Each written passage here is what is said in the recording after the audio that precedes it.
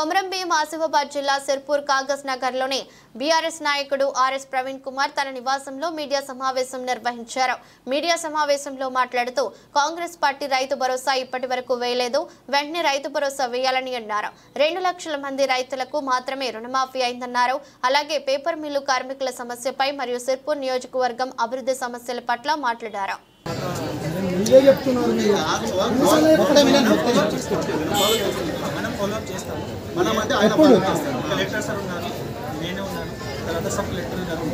వాళ్ళు ముగ్గురు follow up చేస్తారు. ఈయన కమిషనర్ కాదు, వాళ్ళు ముగ్గురు ఫాలో అప్ చేస్తారు.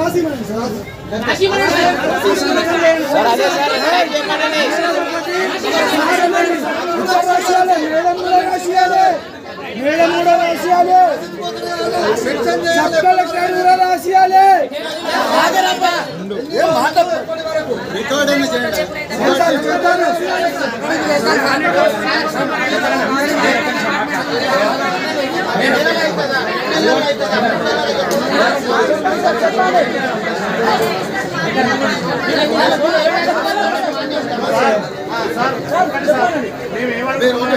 ఒక నిమిషం రికార్డ్ చేస్తాం.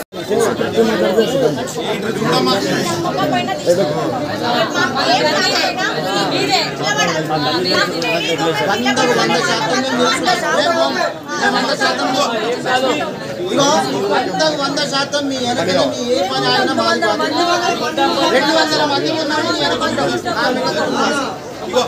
లక్ష్మి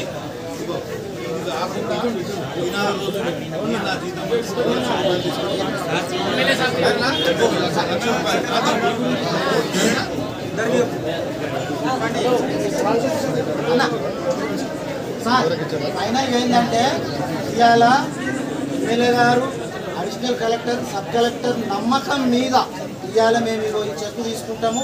ఈ నమ్మకాన్ని నిలబెట్టుకొని మమ్మల్ని కార్మికుల్ని, ఈ కార్మిక కుటుంబాన్ని, ఇక్కడ చనిపోయిన వ్యక్తిని ఆదుకోవాలని మీకు పదే పదే మా కార్మికులందరి తరఫున విజ్ఞప్తి చేస్తున్నాం.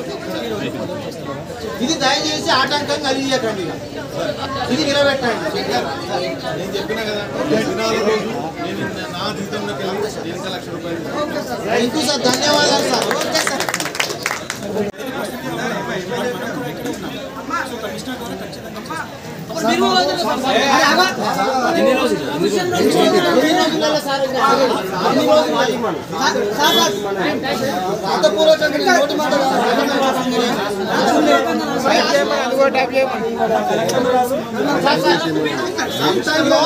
కమిషనర్ మీద ఇంతకు ముందు ఇన్ని హామీలు ఇచ్చిండు ఎన్నికలు, ఈయన ఒక్కటి మీరు రాసి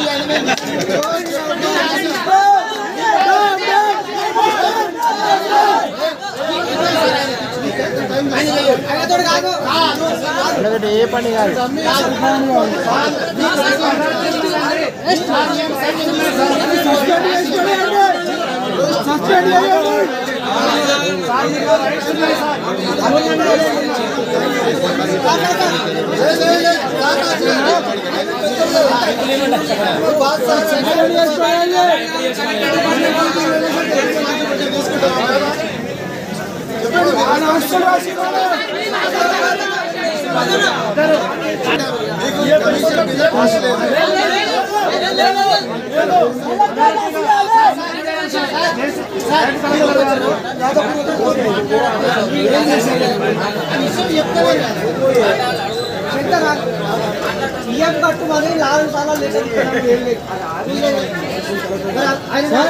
మాట్లాడతాం వినండి, మాట్లాడు.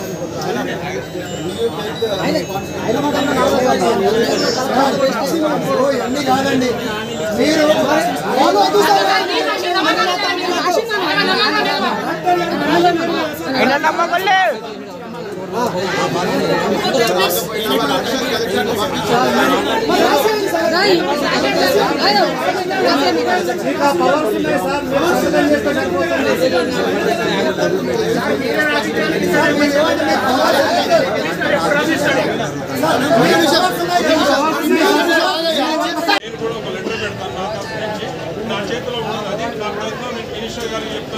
సీఎం గారికి కూడా చెప్తాము.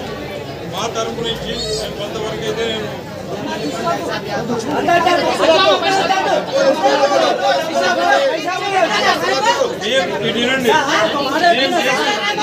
లక్షలు ఇల్లు అని చెప్పేసి జాబ్ అని చెప్పేసి పోయి 2 గంటలు మీటింగ్ పెట్టారు. పోస్ట్ మార్టం పోయి 2 గంటలకు ఎక్కువ మీరు వచ్చి మీకు ఇక్కడ చెప్పకుండా లోపల మీటింగ్ పెడుతున్నాం. చాయ్ తాగకుండా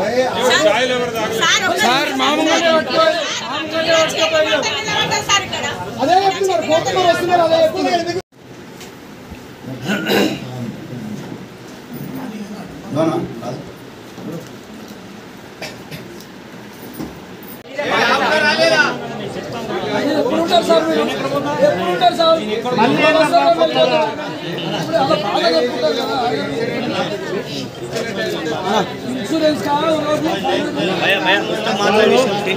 చెప్పనియండి జరా వాళ్ళకి ఫామ్ పంపితే ఆ ఫామ్ వాళ్ళ లెటర్ రాసి ఒక ఎక్సలెంట్ ఫామ్ దొరుకుతుంది సార్. ఆ ఫామ్ పంపించినట్టయితే వీళ్ళకి దొరికే బెనిఫిట్ వీళ్ళకి రాస్తే మన కమిషనర్ రాసిస్తే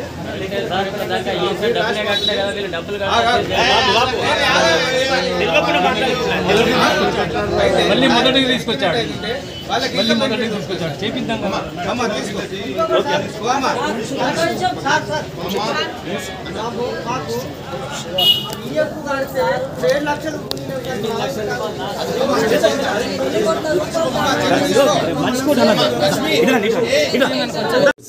భారీ వర్షాల వల్ల చాలా రోడ్లు కూడా సిర్పూర్ నియోజకవర్గంలో పూర్తిగా పాడైపోయినాయి. వాటన్నిటిని కూడా మరమ్మత్తు చేయాలి.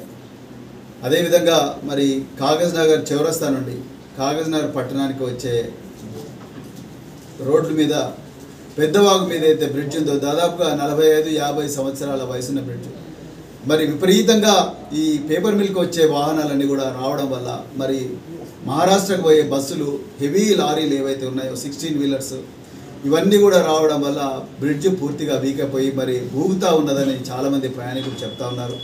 అర్జెంటుగా మరి ఇంకొక ప్రమాదం జరగకముందే ఒక అందెల్లి వాగు మీద కట్టిన బ్రిడ్జి ఎట్లయితే కూలిపోయిందో ఆ విధంగా కూలిపోకముందే ఒక కొత్త బ్రిడ్జికి మరి ఏర్పాటు చేయాల్సిందిగా కూడా మేము ప్రభుత్వాన్ని డిమాండ్ చేస్తున్నాం.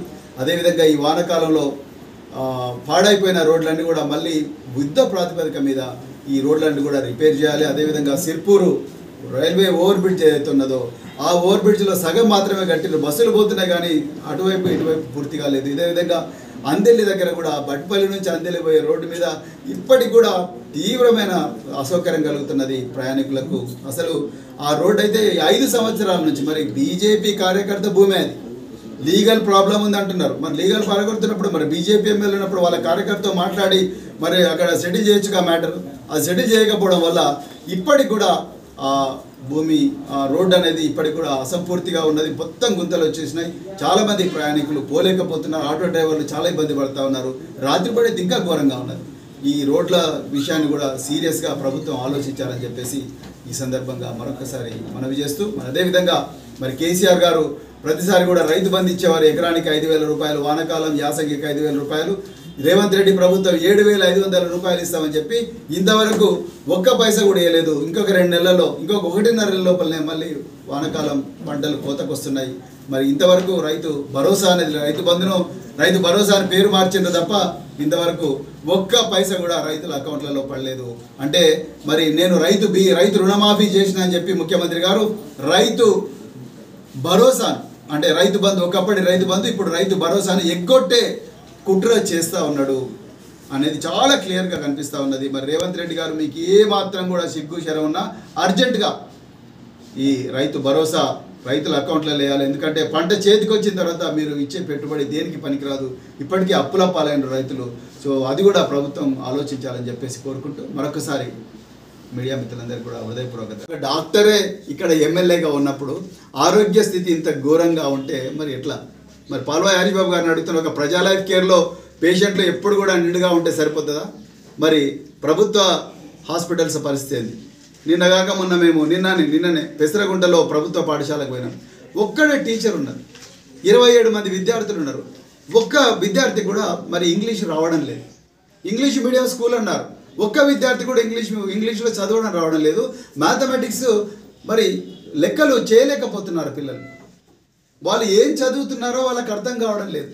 మరి ఇంత మారుమూల ప్రాంతాల్లో ఒక్క టీచర్ మీద 20 మంది 40 మంది విద్యార్థులను పెడితే ఒక్క టీచర్ ఏ విధంగా తన డ్యూటీకి న్యాయం చేయగలదు? చాలా చోట్ల నామకే వస్తే స్కూల్స్ నడిపిస్తున్నారు.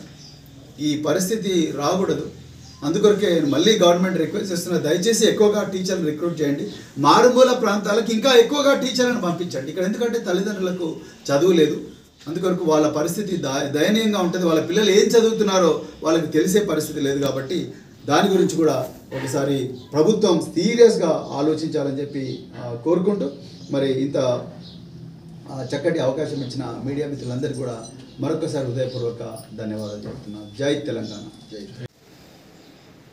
భారత రాష్ట్ర సమితి ఆధ్వర్యంలో కాగజ్నగర్ పట్టణంలో ఏర్పాటు చేసిన ఈ ప్రత్యేకమైన మీడియా సమావేశానికి వచ్చిన ప్రింట్ మరియు ఎలక్ట్రానిక్ మీడియా మిత్రులందరికీ కూడా హృదయపూర్వక నమస్కారం.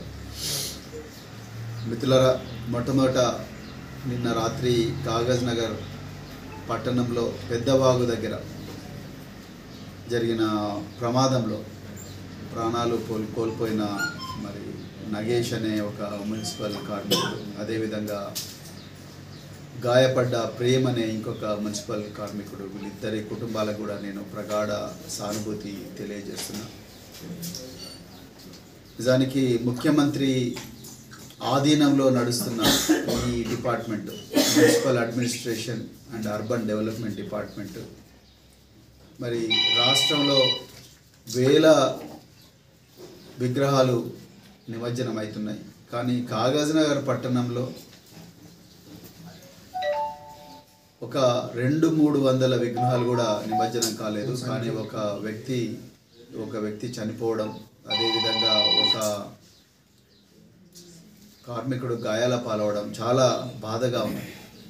నేను కూడా నిన్న నిమజ్జనం చేసే ఘాట్ దగ్గరికి పోవడం జరిగింది. అరకొర సౌకర్యాలతో వాటిని నిర్మించిండ్రు. అదేవిధంగా లైటింగ్ కూడా పూర్తి స్థాయిలో లేదు. నేను పొద్దున అధికారులతో మాట్లాడి మరి ఏ విధంగా అయింది యాక్సిడెంట్ అంటే క్రేను బ్రేకులు ఫెయిల్ అయినాయని అంటున్నారు. నాకు నిజంగా ఆశ్చర్యంగా ఉంది. ఎప్పుడైనా కూడా ఘాట్ల దగ్గర, నిమజ్జనం చేసే ఘాట్ల దగ్గర ఎప్పుడు కూడా మరి జాకీలు పెట్టి స్టాండర్డ్గా నిర్మించి ఆ జాకీలు పెట్టిన తర్వాత వాహనం ఎంత బరువు ఎత్తినా కూడా మూవ్ కాకుండా చూస్తారు.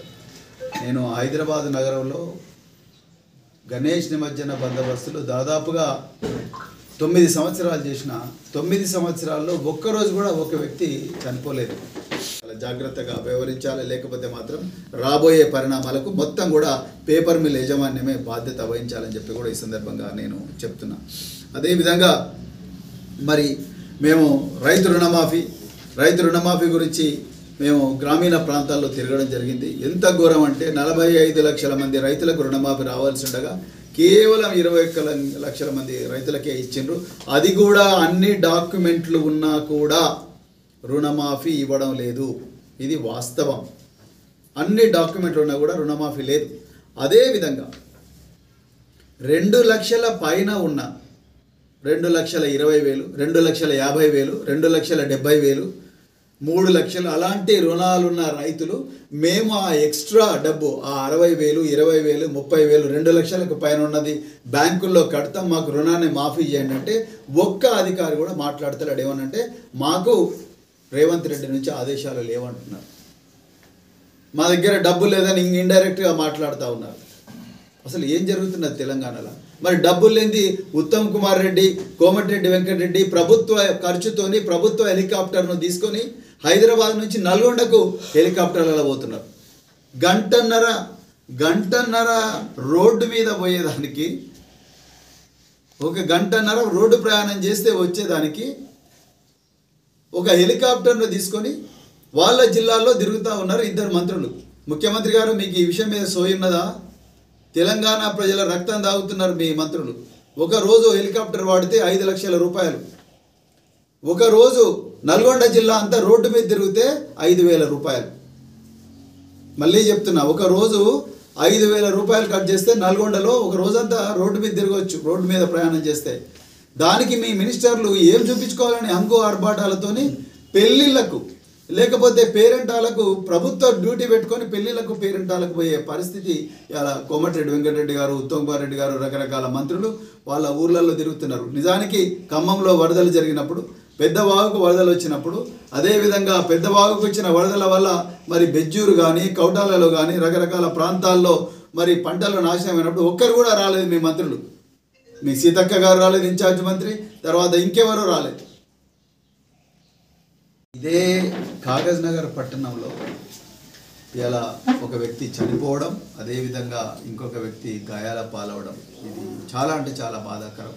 మరి స్థానిక మున్సిపల్ చైర్మన్ గారు, అదేవిధంగా మున్సిపల్ కమిషనర్ గారు, తెలంగాణ ప్రజలకు, అదేవిధంగా కాగజ్ నగర్ ప్రాంతాల ప్రజలకు, మున్సిపల్ కార్మికులకు, వాళ్ళ కుటుంబాలకు ఈరోజు వివరణ ఇవ్వాల్సిన అవసరం ఉన్నది, ఎందుకు ఇది అయిందని.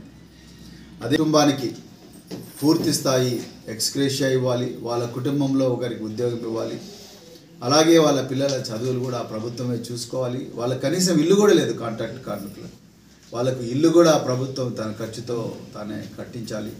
అలాగే చికిత్స పొందుతున్న ప్రేమ్ అనే ఒక కార్మికుడి చికిత్స ఖర్చులను కూడా ప్రభుత్వం భరించాలి. వాళ్ళకు ఈఎస్ఐ నుంచి కానీ తర్వాత ఈపీఎఫ్ నుంచి కానీ ఎలాంటి బెనిఫిట్స్ వచ్చినా ఆ బెనిఫిట్స్ అన్ని కూడా మరి కుటుంబానికి చెల్లించాలి, ఎక్స్గ్రేషియా కూడా రావాలి అని చెప్పేసి కూడా ఈ సందర్భంగా నేను డిమాండ్ చేస్తున్నా. ఈ జరగరాని సంఘటన పట్ల మరొకసారి నేను ప్రగాఢ సానుభూతి తెలియజేస్తున్నా. వాళ్ళ సమస్యలు చెప్పుకోవడానికి బీఆర్ఎస్ పార్టీ నాయకుల దగ్గరికి వస్తే, నా దగ్గరికి వస్తే ఆ యాజమాన్యం వాళ్ళని బెదిరిస్తున్నారు. నువ్వు ఏ బేసిస్ మీద బెదిరిస్తున్నావు అని అడుగుతున్నాను నేను. పర్సనల్ మేనేజర్ కానీ, లేకపోతే జిఎం పర్సనల్ కానీ, లేకపోతే GM of Sirpur paper mill ఎందుకు బెదిరిస్తున్నావు? వాళ్ళకి హక్కు లేదా? వాళ్ళతో పని చేయించుకుంటున్నావు. లేబర్ లాస్ మీకు వర్తించవా? వాళ్ళు లేబర్ లాస్ ప్రకారం వాళ్ళు స్థానిక నాయకులకు వాళ్ళ బాధలు చెప్పుకుంటారు. మీరు చక్కగా వీళ్ళందరినీ చూసుకుంటే ఈ ప్రాబ్లం వచ్చేది కాదు కదా. మీరందరూ ఎన్నడూ కూడా, ఈ కంపెనీ ఎన్నడూ కూడా లేబర్ లాస్ ప్రకారము ఎలక్షన్లు పెట్టనిస్తలేదు. మరి మీరు ఎందుకు లేబర్ కమిషనర్ దగ్గరికి పోయి మీరు ఎలక్షన్ల కోసం అడగలేదు? మేము పోయి అడిగేదాకా మీకు సోయి కూడా లేదు. కార్మికులు వచ్చి వాళ్ళ సమస్యలు మాకు చెప్పుకుంటుంటే మీరెందుకు అడ్డం పడుతున్నారు? మీరెందుకు వాళ్ళని బెదిరిస్తున్నారు? ఈ రికార్డ్ అంతా కూడా మా దగ్గర ఉన్నది. మీరు ఎవరెవరిని ఏ టైంలో బెదిరిస్తున్నారు, ఎవరెవరిని ఏ సెక్షన్ నుంచి ఏ సెక్షన్కు ట్రాన్స్ఫర్ చేస్తున్నారు, అవన్నీ కూడా మా దగ్గర ఉన్నాయి. ఇలా కాంట్రాక్ట్ కార్మికులు, అవుట్సోర్సింగ్ కార్మికులు ఎన్నో సంవత్సరాల నుంచి కంపెనీలో పనిచేస్తున్నారు. వాళ్ళందరికీ కూడా పర్మనెంట్ చేయాలి. వాళ్ళందరికీ కూడా ఈ కంపెనీలో పర్మనెంట్ అయ్యే హక్కు ఉన్నది లేబర్ లాస్ ప్రకారం. అదేవిధంగా మరి నేను మళ్ళీ చెప్తున్నా, ఈ ప్రాంతంలో ఈ కంపెనీ వల్ల వస్తున్న కాలుష్యాన్ని పీలుస్తున్నది మా సిర్పూర్ ప్రజలు, కాగజ్ నగర్ ప్రజలు. ఈ ప్రాంతంలో ఈ కంపెనీ వల్ల జరుగుతున్న నీటి కాలుష్యాన్ని, ఆ నీళ్లను తాగుతున్నది మా సిర్పూర్ ప్రాంత ప్రజలు. దయచేసి గుర్తుపెట్టుకోవాలి. ఈ ప్రాంతంలో వస్తున్న అనారోగ్యానికి కారకులు ఈ సిర్పూర్ పేపర్ మిల్లు, ముఖ్యంగా సిర్పూర్ కాగజ్ నగర్ టౌన్లో. ఈ ప్రాంతంలో అనారోగ్యానికి మీరు ఒక్క పైసా కూడా ఇస్తలేరు. లేబర్లకు ఏమైనా అనారోగ్యమైనా కూడా, లేకపోతే ఈ ప్రజలకు ఏమైనా కూడా ఏమి ఇవ్వడం లేదు. ఈ ప్రాంత ప్రజలకు అనారోగ్యానికి సంబంధించినంత వరకు మీరు ఏ చర్య కూడా తీసుకోవడం లేదు. ఇవన్నీ కూడా రాబోయే రోజుల్లో మేము అడుగుతాం. దయచేసి గుర్తుపెట్టుకోవాలి సిర్పూర్ పేపర్ మిల్ యజమాని. ఇది ఏదో కంపెనీ మాది, అందుకొరకు మేము ఏం చేసినా నడుస్తుంటే నడవదు. ఇది ప్రజాస్వామ్యం. ప్రతిదానికి చట్టం ఉంటుంది, ప్రతిదానికి మరి రూల్స్ ఉంటాయి, గైడ్ లైన్స్ ఉంటాయి, రెస్పాన్సిబిలిటీస్ ఉంటాయి. వీటన్నిటి మీద కూడా మేము రాబోయే రోజుల్లో ప్రశ్నిస్తాం. ఇలా చాలా ఆశ్చర్యకరంగా ఉంది నాకు. ఈ ప్రాంత ఎమ్మెల్యేగా ఎన్నికైన డాక్టర్ పాల్వాయి హరీష్ బాబు గారు ఇంతవరకు కంపెనీని ఒక్కరోజు కూడా నిలదీయలేదు. ఇలా బయట ఉండే నాయకులను వాళ్ళ బాధలు చెప్పుకోవడానికి కార్మికులు వస్తే వాళ్ళను కంపెనీ అణిచివేస్తున్న సందర్భంలో మరి పాల్వాయి హరీష్ బాబు గారు ఎందుకు మాట్లాడలేదు? కంపెనీ పెద్ద ఎత్తున లాభాలు తీసుకుంటా ఉన్నది. మరి లాభాలు తీసుకుంటా ఉన్నప్పుడు మరి కంపెనీ ఆ లాభాల్లో నుంచి వచ్చిన బోనస్ను కార్మికులకు పంచాలి కదా. ఓవర్ టైం కార్మికులతో చేయించుకుంటున్నారు. పెద్ద ఎత్తున రాయితీలు తీసుకున్నారు. ఎలక్ట్రిసిటీ రాయితీ తీసుకున్నారు, వాటర్ రాయితీ తీసుకున్నారు, మార్కెట్ యాక్సెస్ తీసుకున్నది కంపెనీ. 10 సంవత్సరాల పాటు ప్రభుత్వం కొనే పేపర్లో తప్పనిసరిగా Sirpur paper milk preferential treatment ఇవ్వాలని చెప్పి కంపెనీ ఆ జీవోలో రాయించుకున్నది ఉన్న 13 క్లాసెస్లో. మరి ప్రభుత్వం నుంచి రాయితీ తీసుకుంటున్నప్పుడు, ప్రభుత్వం నుంచి రకరకాల ట్యాక్సుల నుంచి మినహాయింపు పొందినప్పుడు, విద్యుత్ రాయితీ తీసుకున్నప్పుడు, వాటర్ రాయితీ తీసుకున్నప్పుడు మరి కార్మికులకు మరి బాగా లాభాలు ఆర్జిస్తున్నప్పుడు మరి కార్మికులకు ఎందుకు బోనస్ ఇవ్వడం లేదని మరి అడగడం లేదు స్థానిక ఎమ్మెల్యే గారు. దీని గురించి కూడా కార్మికులు ఈ స్థానిక సిర్పూర్ ప్రజలందరూ కూడా ఆలోచించాల్సిందిగా నేను విజ్ఞప్తి చేస్తున్నా. ఇప్పుడున్న కార్మికులున్న కంపెనీ క్వార్టర్లు ఏవైతే ఉన్నాయో వాటిని రిపేర్ చేయడం లేదు. అదేవిధంగా సిర్పూర్ పేపర్ మిల్ ఎదురుగా ఉండే గ్రౌండ్ ఏదైతే ఉన్నదో ఆ గ్రౌండ్ను ఇష్టారాజ్యంగా ఇది నా గ్రౌండ్, నేను ఏమైనా చేసుకుంటా, ఈ గ్రౌండ్ నాది కాబట్టి నేను ఎగ్జిబిషన్ పెట్టుకుంటా, లేకపోతే ఇంకేదో పెడతా అని మరి రాబోయే బతుకమ్మ పండగకు సిర్పూరు ప్రజలకు ముఖ్యంగా కాగజ్నగర్ ప్రజలందరూ కూడా బతుకమ్మ ఆడుకునేదానికి ఏకైక గ్రౌండ్ ఎస్పీఎం గ్రౌండ్. ఆ గ్రౌండ్ను మరి సిర్పూరు ప్రజలకు అందకుండా చేసే కుట్ర చేస్తున్న దీన్ని మాత్రం తప్పకుండా మేము అడ్డుకుంటాం. అలాంటి ప్రయత్నం మరి మానుకోవాలని చెప్పేసి సిర్పూర్ పేపర్ మిల్ యజమానాన్ని మేము కోరుతున్నాం.